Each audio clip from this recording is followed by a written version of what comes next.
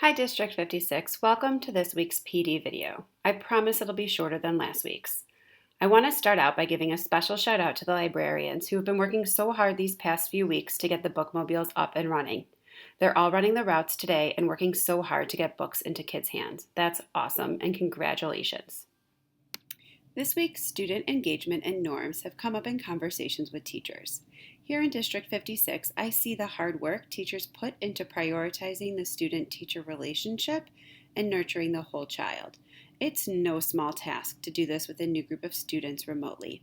So to ease this, use structures you're already familiar with, try to simplify procedures as much as you can, and set up a student contact schedule to keep yourself accountable and meeting with all your students.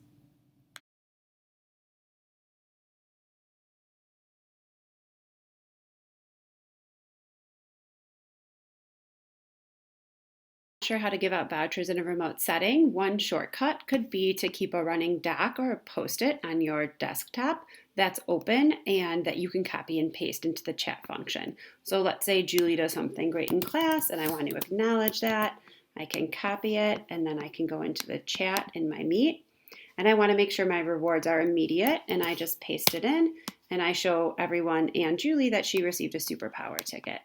I can just bump this down and then I'm teaching, but a few minutes later, Holly does something great and I want to acknowledge that.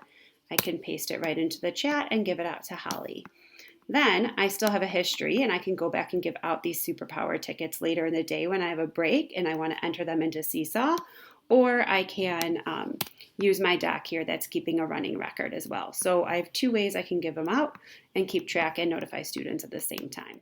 In addition to using the chat, you could also have a paper or whiteboard up behind you and quickly jot down a student's name on the paper or the board as you recognize them for a positive action. However you make this work, chat, on paper, the best practice is for students to be aware they're being complimented in the moment.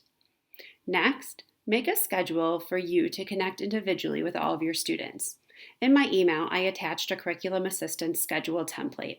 It goes to winter break because who knows?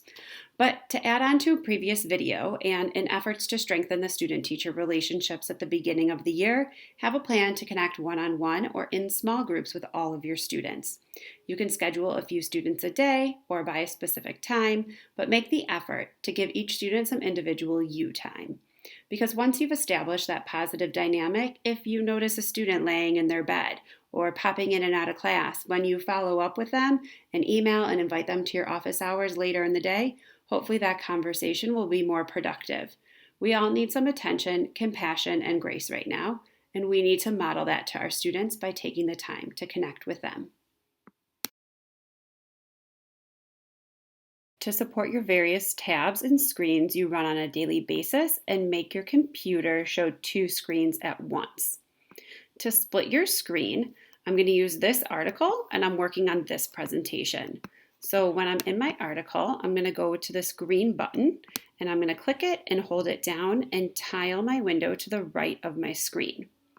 I'm going to then select the window I want on the left side of my screen. Now I can have two screens open on my laptop. I can use this gray bar to resize if I want one to be bigger than the other. And then when I'm ready to exit out of here, I just go to the top and then I exit full screen. And then I can search my other windows and I can exit full screen.